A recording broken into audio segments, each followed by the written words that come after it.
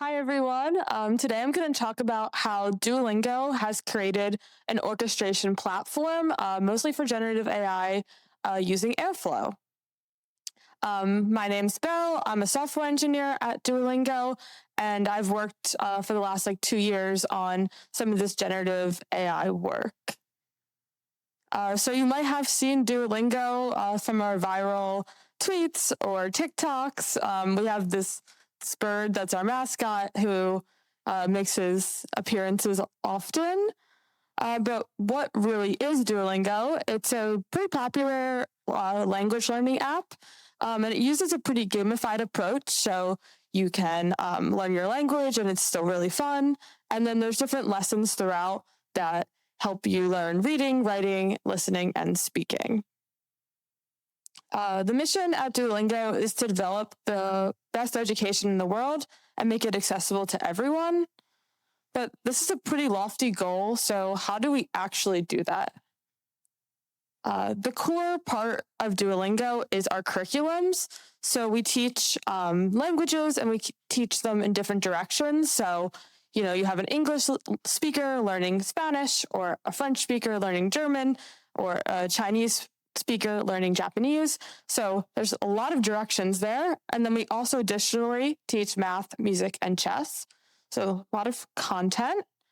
And then each course specifically is comprised of different units that focus on different grammar skills or vocabulary words. And they have different methods to teach those things. Each little node that you're seeing is a different lesson. And then every lesson has a bunch of exercises to help you practice within it.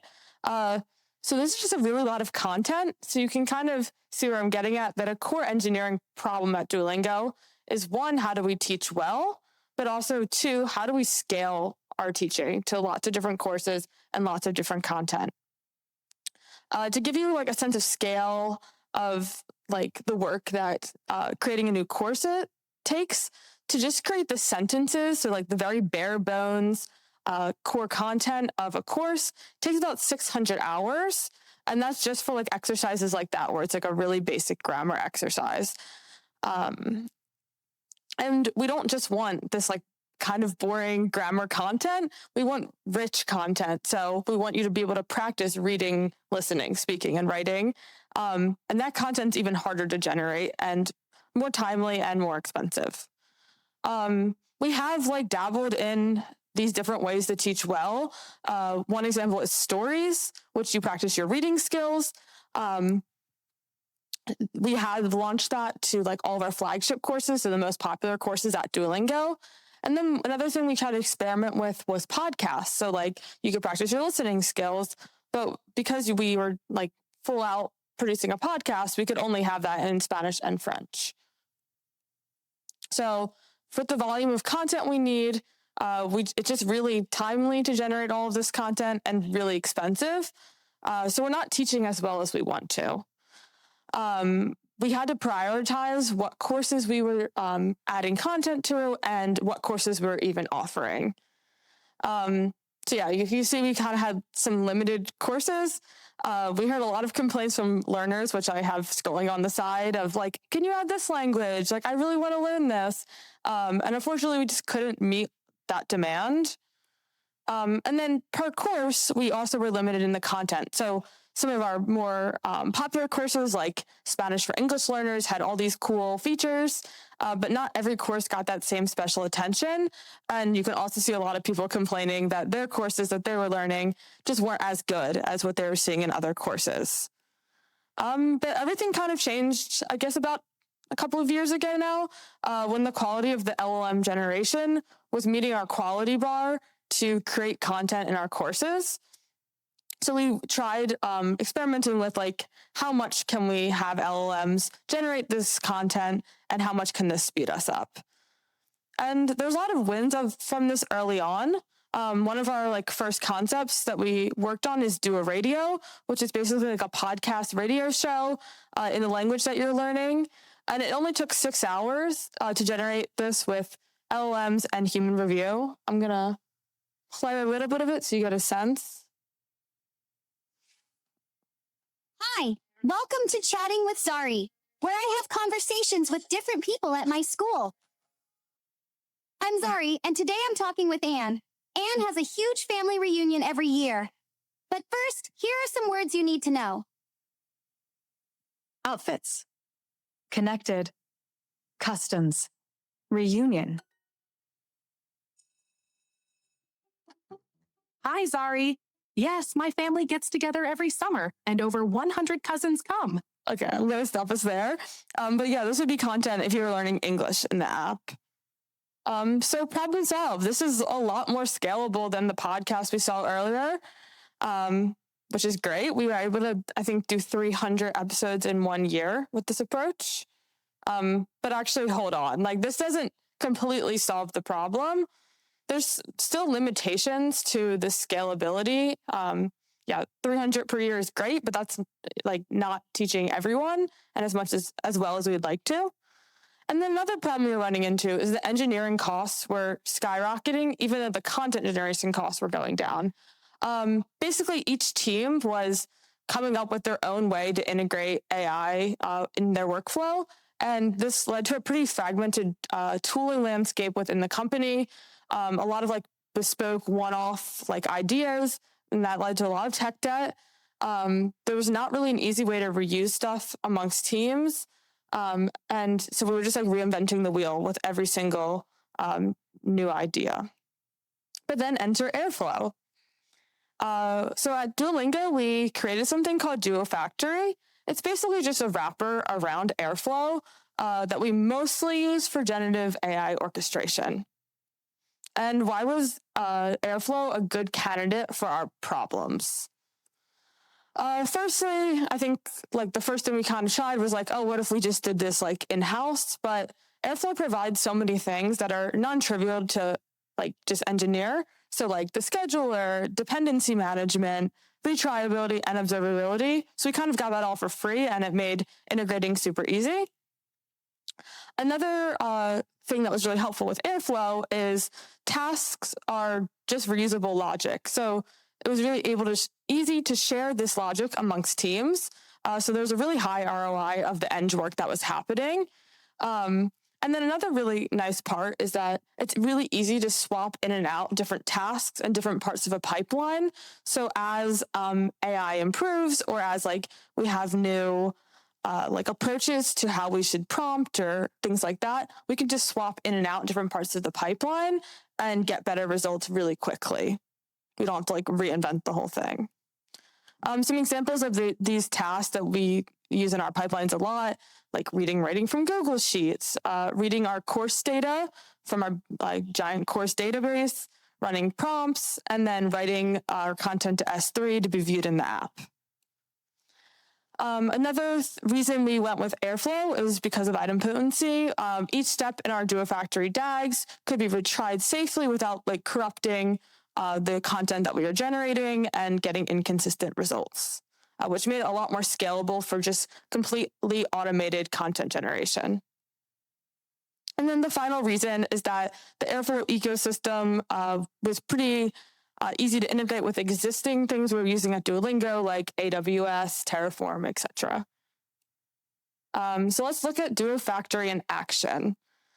So this is just a basis of like what most of our pipelines look like for content generation. We start out with running a prompt to generate content, and we overgenerate this content since we know that LLMs are generally better at evaluating content than they are generating it themselves. So we overgenerate, and then we pass this generation into a separate pipeline, which we run evaluations on the content. And then we select the best based on these evals. And then, yeah, we have some content. I'm going to give you an example of actually a little bit more what Duoradio generation looks like. So the first step would be the script generation DAGs. So for each DAG, we take in curriculum data. So this is like the sentences, the vocabulary words, the like grammar concepts that are going to be taught in that episode. And then we also take in creative guidelines. So at Duolingo, we have a lot of learning and curriculum managers that like specialize in how to teach well and also how to like make these episodes engaging. So we take all of that in, and then we generate candidate scripts. And then we run a second DAG, which is a script evaluation DAG. We actually map the evaluation prompt runs on like a map task of evaluation runs so that we can really quickly pull triggers in certain directions. Like if the content's like not funny enough, maybe we'll up the humor eval, or it's like not logical, we'll like up that eval, and we can swap in and out really easily. And then we filter based on those evaluated results, and we have the end content. And then for Duoradio specifically, we actually have to repeat this process because we right now just have like a really good script, but we also need the exercises, the little questions that go along with the episode.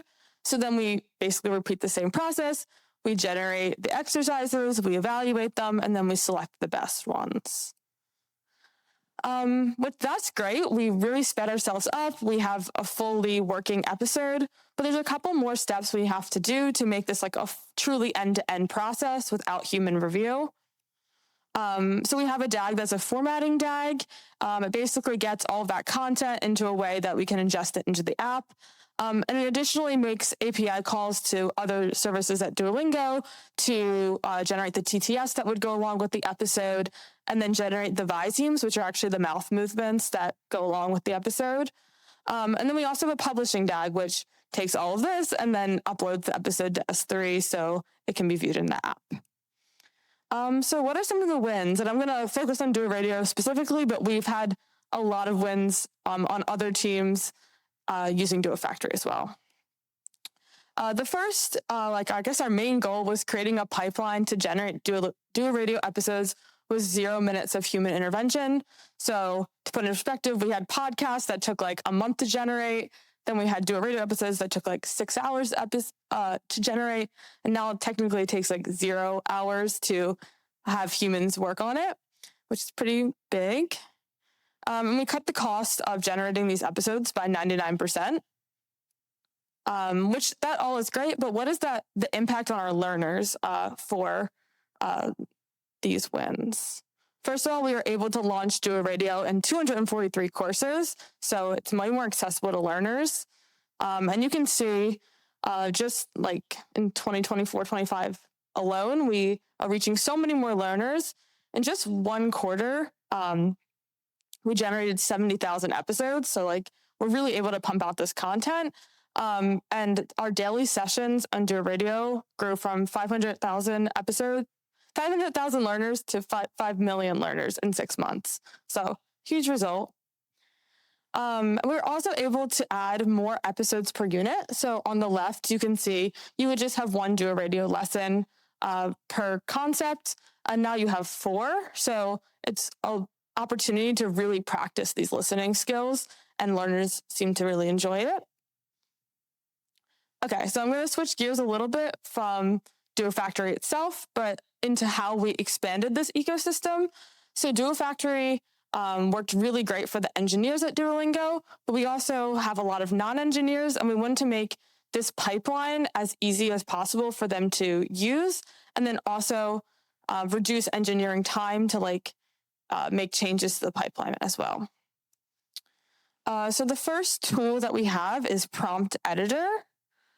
You can see this is an internal tool to Duolingo where a lot of learning curriculum managers and then also prompting engineers will go in and create prompts, and then they're able to save the version of this prompt.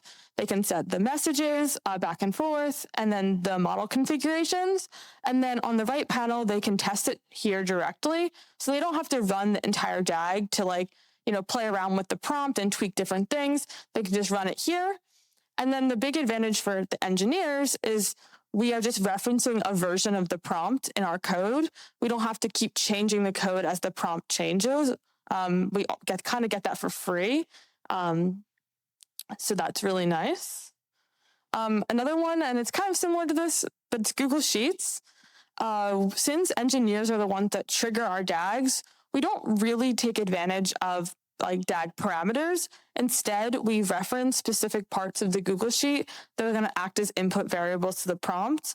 Kind of for the same reason as before that, if we want to change one little input variable, tweak a thing, from a non-engineer, we don't need an engineer to go in and like change some hard-coded variable. It just reads it from the Google Sheet. Another thing that we worked on is adding a content management system outside of Airflow. So we have the Airflow interface that engineers will interact with every day. But we realized it was pretty tricky for non-engineers to go in and like look at the logs and look at the XComs. And it was much simpler to just have our own internal interface that uses the Airflow API to pull the results from our diagrams and then display them for anyone in the company to look at. So you can see a bunch of Duoradio episodes. And then we also have some metadata that's helpful of like, oh, it's published to the app, or like, like what section it's in or when it was generated. And then our last kind of addition to what we've been working on is Workflow Builder. It's basically a codeless DAG using predefined building blocks. This is really easy for non-engineers to write DAGs. They don't even need like YAML, which I've seen a lot of other companies do. It's purely a web UI like this. So anyone could go in and choose some blocks. You can see that this set of blocks is pretty similar to the pipeline we were looking at earlier, where you're importing from Google Sheets, you're running some prompts, and you're evaluating them. The nice part is that then non-engineers could kind of play around with a future pipeline they want to potentially have for content generation. So maybe we're going to add a new type of exercise. They could go in and play around with it. How it works is each workflow maps to a DAG template based on the workflow type. And so when we execute the DAG, we load the workflow definition from that someone determined in the web UI. Then we trigger the corresponding block types, passing the inputs from one DAG to the next. And then we use a should execute to stop the workflow when we detect that it's completed. One kind of interesting caveat here is that since DAGs require a fixed structure known as scheduling time, but we don't know the structure of the workflow until runtime because we're reading in that workflow definition. We actually just iterate on all the blocks and then we just skip them if like they weren't actually scheduled. And this is just like a little peek into the code of, reading in the workflow and then getting the relevant blocks for that workflow. And then it's kind of small, but this is like the running all the max blocks times. So thank you for coming.